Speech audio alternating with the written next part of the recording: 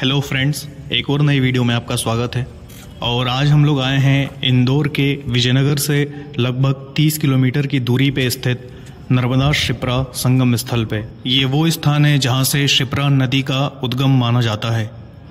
अगर हम शिप्रा शब्द के अर्थ की बात करें तो शिप्रा का अर्थ पवित्र या पवित्रता होता है। अभी हम जिस जगह पे हैं ये माँ शिप्रा का मंदिर और उद्गम स्थान है। शिप्रा नदी इंदौर के उज्जैनी के मुंडला गांव की ककड़ी बड़ली नाम की पहाड़ियों से निकलती हैं। कुछ लोग शिप्रा नदी का उद्गम स्थल मध्य प्रदेश के जानापाओं की पहाड़ियों को मानते हैं, जो कि भगवान परशुराम का जन्म स्थल है। खान नदी और गंभीरी नदी शिप्रा नदी की सहायक नदियां हैं। ग्रंथियों के अनुसार शिप्रा नदी भगवान विष्णु के रक्त से उत्पन्न हुई थी। ब्रह्म पुराण में भी शिप्रा नदी का उल्लेख मिलता है। नर्मदा शिप्रा संगम स्थल से माँ शिप्रा का जल नर्मदा जी में मिलके आगे देवास तक जाता है, जो कि माँ चामुंडा का निवास स्थान है। देवास से होते हुए शिप्रा नदी का जल बाबा महाकाल की नगरी उज्जैन तक पहुँचता है। मंदिर के अंदर माँ शिप्रा की मूर्ति स्थापित की गई है। भगवान महाकाल की नगरी उज्जैन में इस पावन नदी के किनारे हर 12 वर्ष में कुंभ के मेले का आयोजन किया जाता है। पुराणों के अनुसार समुद्र मंथन से जो अमृत कलश निकला था, उसकी कुछ बूंदें धरती पे शिप्रा नदी में आकर गिरी थीं। मंदिर के सामने बने हुए कुंड में एक गौमुख है। इस गौमुख से पानी की धारा लगातार शिवलिंग पे गिरती है, जो कि बाद में आगे की ओर बढ़ती जाती है। इस गौमुख से पानी की धारा बहुत ही कम निकल रही है। यहाँ पर शिप्रा मैया के मंदिर के अलावा भैरवनाथ जी का और श्री देवनारायण जी का मंदिर भी है। यहाँ पे आपको बहुत ही पुराने शिवलिंग के दर्शन भी होते हैं। मैं आपको मेन मंदिर की ज़्यादा वीडियोस नहीं दिखा पा रहा हूँ, क्योंकि मेन मंदिर में कैमरा अलाउड नहीं है।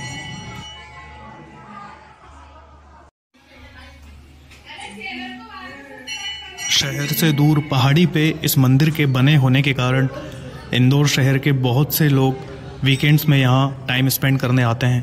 आपको यहाँ पे शिवलिंग के अलावा माता पार्वती, गणेश जी और नंदी महाराज के दर्शन भी होते हैं।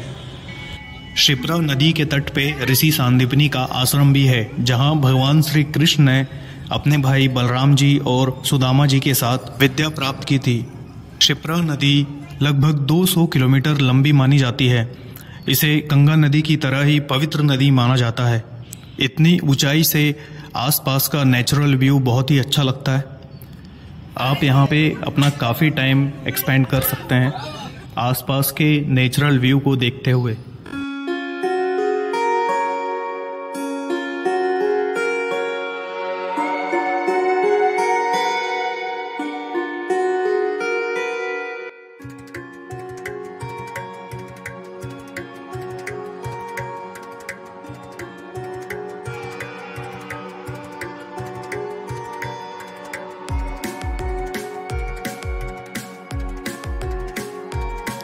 शिप्रा नदी का जल अपने उद्गम स्थल से धीरे धीरे कम होने लगा है, जिसे बचाने के लिए सरकार ने कई परियोजनाओं पे काम करना शुरू किया है। इन्हीं परियोजनाओं में से एक नर्मदा घाटी विकास प्राधिकरण ने दोनों नदियों यानी कि शिप्रा और नर्मदा को शिप्रा सिंहस्थ लिंक परियोजना के द्वारा जोड़ा है।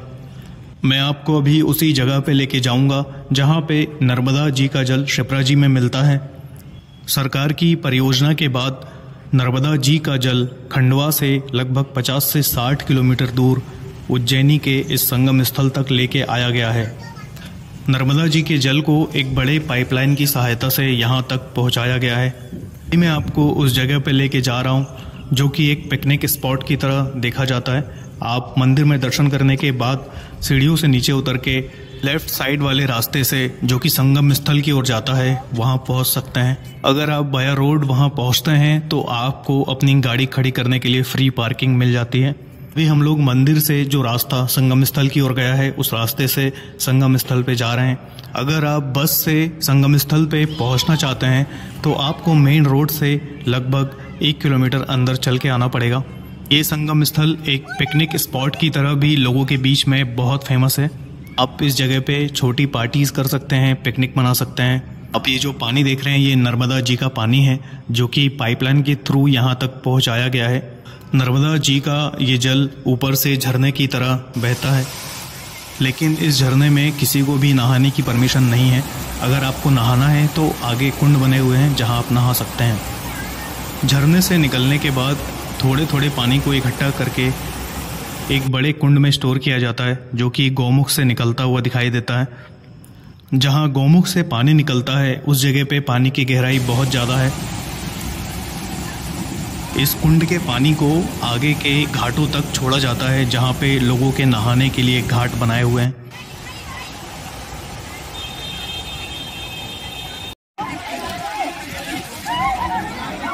नर्मदा शिप्रा संगम स्थल के इन घाटों पे लेडीज़ और जेंट्स के नहाने के लिए अलग अलग व्यवस्थाएं की गई हैं।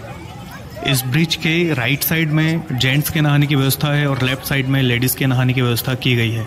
ये घाट नहाने के लिए सुबह 9 बजे से लेकर शाम को 6 बजे तक खुले रहते हैं, लेकिन आप कोशिश कीजिए कि 5 बजे तक आप यहाँ आ जाएं।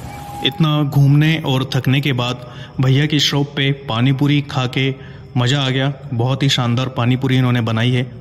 मंदिर के नीचे 500 मीटर की दूरी पे आपको ये मिल जाएंगे, तो आप इन्हें ज़रूर ट्राई करें। Thanks for watching this video.